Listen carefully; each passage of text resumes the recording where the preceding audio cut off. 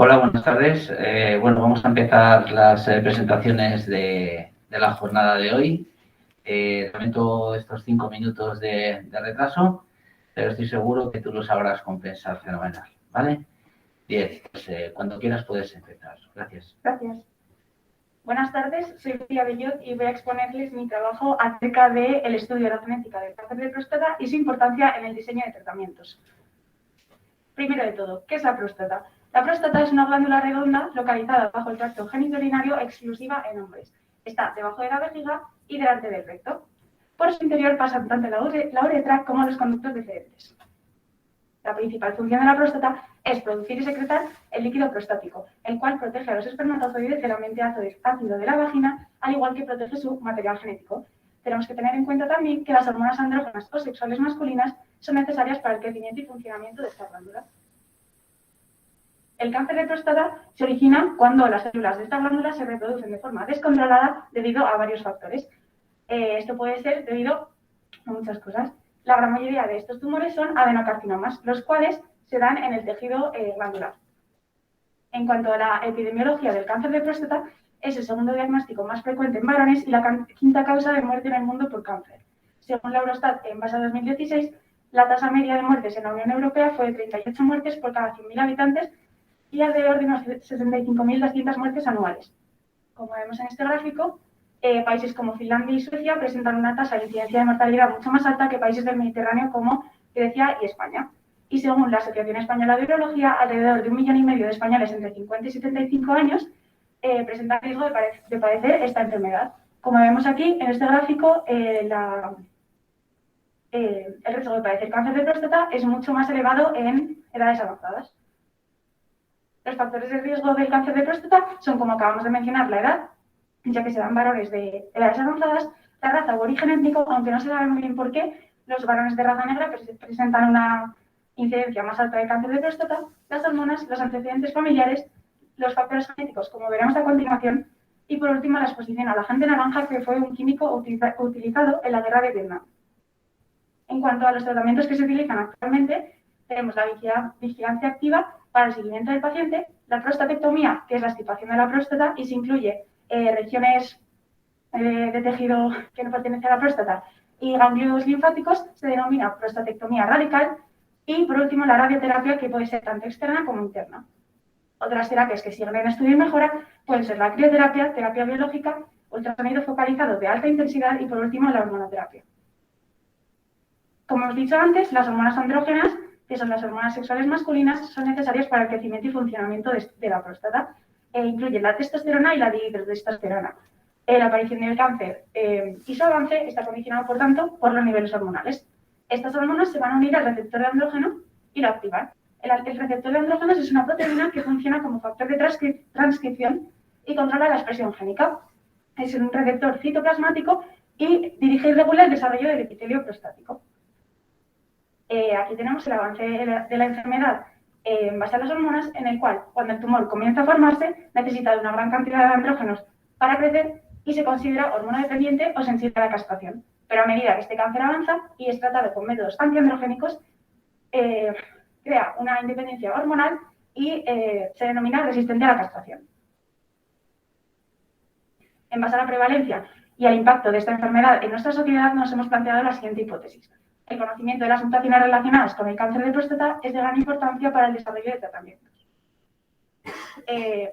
Se han planteado una serie de objetivos que se han llevado a cabo mediante una revisión bibliográfica, que me dispongo a leer con el permiso del tribunal.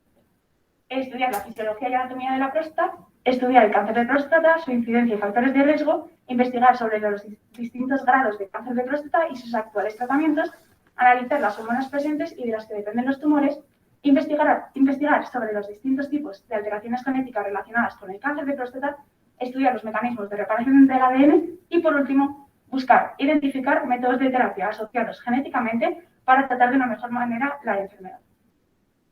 La causa en la que nos vamos a centrar va a ser las alteraciones en el genoma. Estas son mutaciones que se producen en el material genético de las células.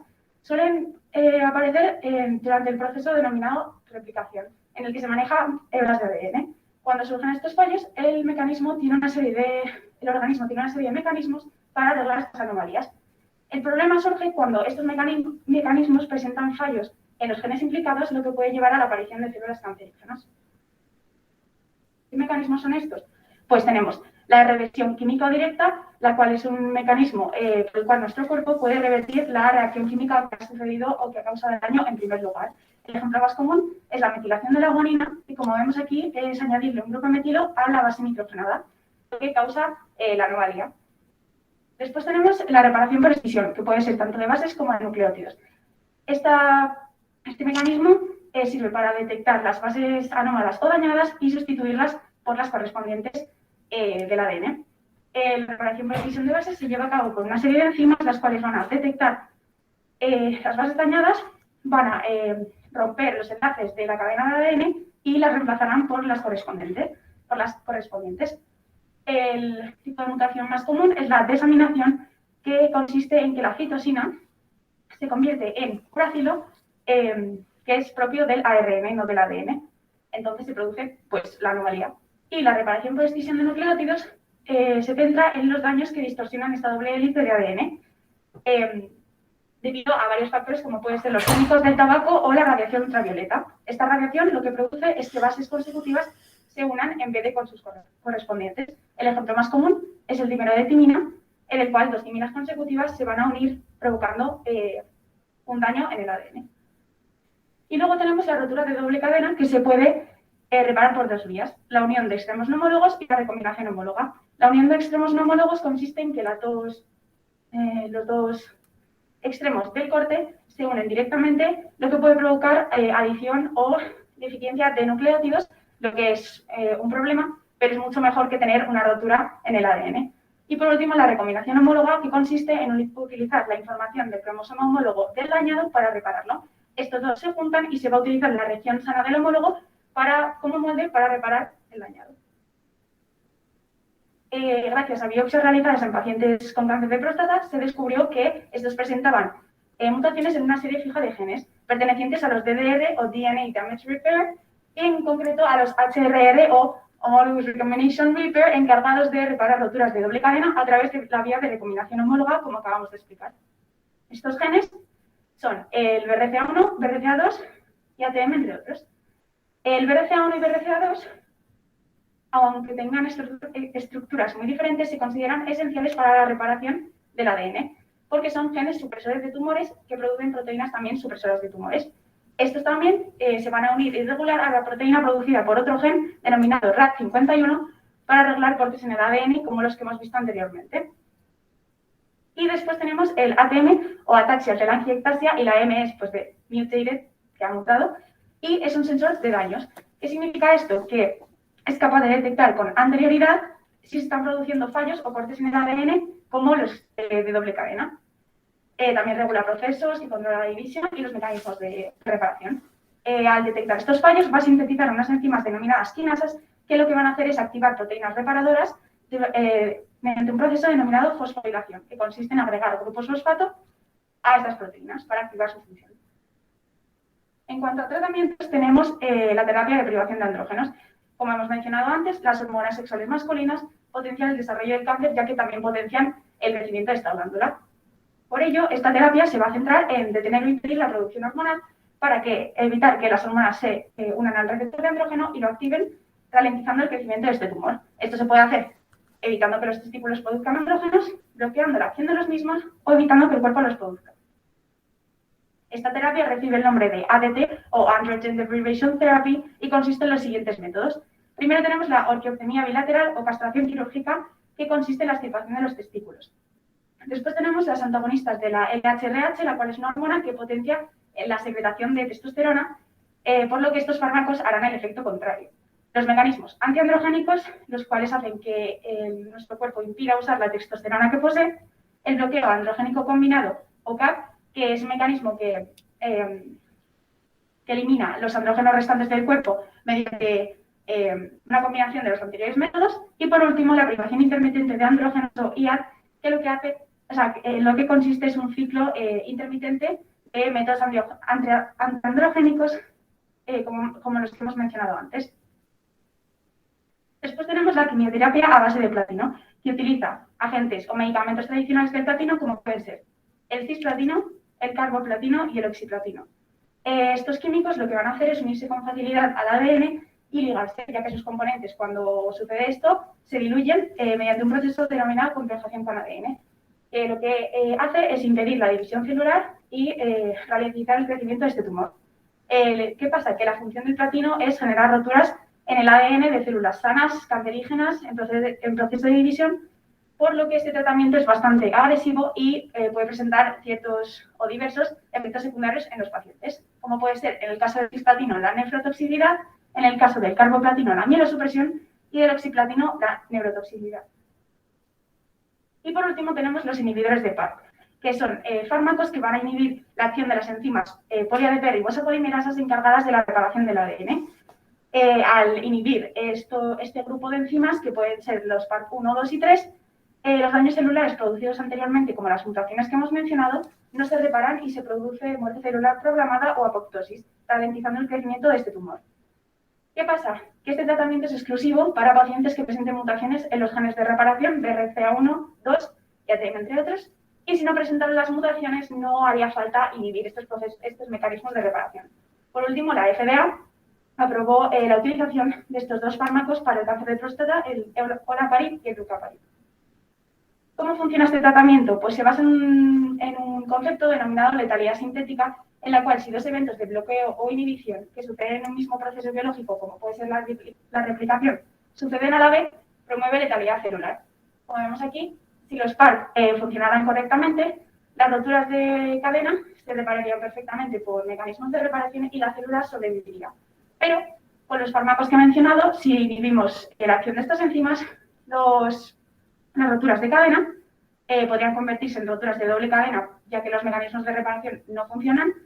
Y aquí es cuando entran en juego las mutaciones que hemos visto anteriormente. Si el paciente no las presentara, esta rotura se arreglaría perfectamente por la vía de reparación de recombinación homóloga y la célula sobreviviría aumentando el crecimiento de este tumor. Pero si la persona o el paciente presenta estas mutaciones, el fallo no se reparará y se producirá apoptosis, ralentizando el crecimiento del cáncer de próstata.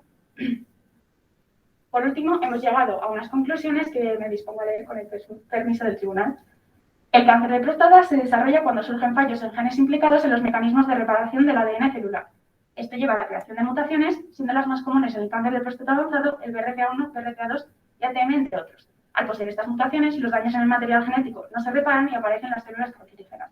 Ciertos tratamientos son más efectivos dependiendo del estadiaje de la enfermedad y en base al trasfondo genético del paciente. La terapia de privación androgénica puede acompañar a otras terapias y es más efectiva en cánceres dependientes de hormonas. Y por último, se han descubierto y se siguen investigando medicamentos específicos como el olaparib que detectan las células cancerígenas siempre que el paciente presente mutaciones en alguno de los genes de reparación, lo que lo hace un tratamiento menos agresivo que la quimioterapia y más efectivo para tratar la enfermedad en un estadiaje más avanzado. Por último, me gustaría agradecer a mis tutores, familia y amigos por el apoyo y la ayuda que me han prestado y al Instituto por brindarme esta oportunidad de hacer este trabajo. Gracias por su atención.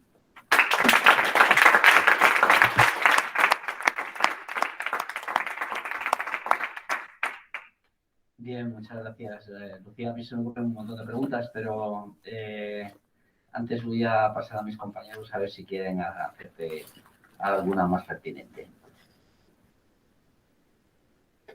Bueno, Lucía, pues enhorabuena. Lo has hecho fenomenal, me parece un trabajazo. Has profundizado un montón. Yo quiero decirte que he aprendido mucho.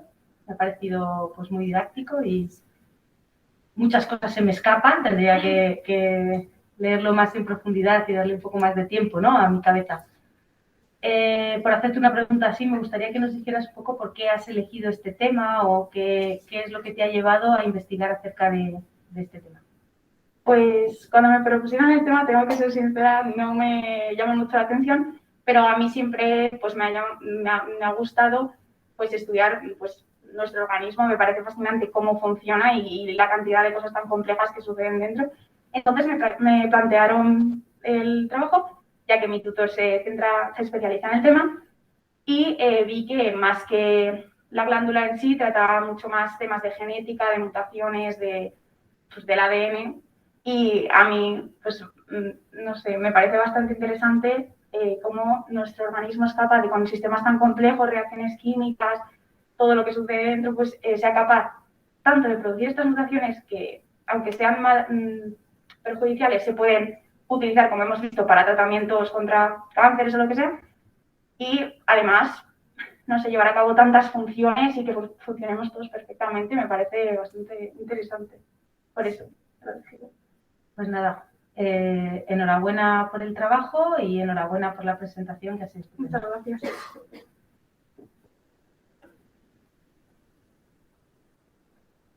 Bueno, Lucía, enhorabuena por el trabajo, yo ya lo conocía y soy consciente de lo mucho que has trabajado y de lo mucho que hay aquí en el trabajo y lo bien que lo has explicado. A mí me ha llamado sobre todo la atención, pasa un poquito para acá. El mecanismo este del doble bloqueo puede ser una maravilla, ¿verdad? Sí. Porque es un mecanismo que evita los problemas típicos de la quimioterapia, que es el atacar a cualquier tipo de células que esté en división. Aquí prácticamente se detecta exactamente qué células tienen qué genes y es lo que hace que sea tan importante el tema del trabajo, ¿no? Conocer la genética que está detrás de cada cáncer. Que cada cáncer, además, los cánceres no son todos iguales, sino que son muy distintos. Este tratamiento que yo no conocía me ha llamado mucho la atención y me ha gustado mucho. Y bueno, no te voy a preguntar nada, porque ya te preguntan tantas cosas estos días que yo hoy no te pregunto. Simplemente darte la enhorabuena y me parece que lo has hecho muy bien. Muchas gracias. Pero yo como no te he visto, pues te voy a hacer alguna pregunta. Entonces, bueno, a mí también me ha gustado mucho esta parte, ¿no? De cómo precisamente por fallar es por lo que el propio cuerpo puede rehacer. Pero a mí me gustaría ir hacia atrás, ¿no? Hacia el principio. No hace falta que pase la diapositiva, me puedes contestar directamente. ¿Cómo, digamos, el cuerpo da, digamos, indicadores del inicio de ese proceso o es una cosa asintomática? Es decir, ahora que está la palabreja de moda. Eso por una parte, ¿no? O hay algunos mecanismos de prevención, ¿no? Digamos, sería la segunda pregunta, ¿no? No sé si me he explicado. Sí. Pues el cuerpo, para el cáncer en sí, pues el cuerpo sí que tiene ciertos niveles de sustancias o lo que sea que nos ayudan a diagnosticar cuando se está llevando a cabo este proceso de duplicación masiva de las células. Por ejemplo, uno de los indicadores que nos da el cuerpo para ver si esto se está produciendo son los niveles de PSA, de antígeno prostático específico, que es una proteína que se secreta en la próstata, que normalmente está en unos niveles bastante bajos, pero cuando suben, o sea, tú te puedes hacer pruebas de PSA o lo que sea, y entonces cuando te dan los resultados, si ha habido un incremento de estos niveles de proteínas, pues algo pasa. Entonces, yo te lo digo en el caso de la próstata en concreto. Entonces, cuando aumentan estos niveles, pues ya puedes hacerte más pruebas o puedes ir a que te vea un médico y puedes tener pues tanto cáncer de próstata como otros tipos de patologías en la próstata porque los niveles tan altos de PSA no son normales. Y la segunda pregunta, ¿la puedes repetir, por favor? Sí, que si antes de que se produzca este proceso hay alguna medida de prevención para ello. Pues como se trata de cáncer, es simplemente llevar unos hábitos de vida saludable y sobre todo como este cáncer se da en edades avanzadas, a partir de los 40, 50 años, ir a hacerse revisiones cada cierto tiempo para ver que todo funciona correctamente. Pero o sea, hay muchos tratamientos contra el cáncer de próstata, pero todavía como es cáncer, no se ha llegado a un tratamiento que lo cure por completo. Otra cosa que has comentado es que existía, digamos, como tratamiento, una vez diagnosticado para provocar todo esto, unos fármacos, ¿no? Que se aplican, has comentado dos concretamente, creo recordar. Pero la cirugía no está previsto en este tipo de... Sí. cáncer, sí. Este tratamiento se centra en pacientes que tienen cáncer de próstata metastásico avanzado ya en un estadio que ya poco se puede hacer. Por eso es tan específico, por eso se centra solo en las células cancerígenas para no provocarle más efectos secundarios al paciente. Pero sí, entre los métodos del principio que he explicado para tratar el cáncer de próstata se encuentra la prostatectomía, que es la extirpación de la próstata, o la cirugía de la extirpación de los testículos simplemente. Pero eso depende de pues, cada paciente y de cada estadiaje de la enfermedad. Pero hay muchísimos tratamientos que se pueden utilizar para sobrellevar la enfermedad. Muy bien, Lucía. Ahí sí. Hola. Voy a dar la palabra a José Antonio Espósito, que está desde casa y quiere... Hola, Lucía. Hola. Enhorabuena. Una exposición brillante, brillante, además con un conocimiento y un saber maravilloso. Lo has hecho además con una soltura y un dominio espectacular, te felicito. Un buen ejercicio de lengua, tu exposición, buen vocabulario, buena transmisión de conocimientos. Y bueno, nosotros en las cuestiones desde literatura, en las cuestiones técnicas que acabas de explicar, pues evidentemente no tenemos ni idea, pero me he fijado en todo lo concerniente a lo que es una comunicación y ha sido realmente muy buena, muy buena. Te felicito, enhorabuena. Gracias. No voy a hablar de mi nieta, ¿eh? Voy a felicitar al instituto y a los profesores. No, que quiero felicitar al instituto y a los profesores porque realmente han conseguido que estos chavales que son todavía muy jóvenes pues se inicien en la investigación, aprendan unas cosas que yo aprendí con 40 años y nada más que eso, felicitar a todos.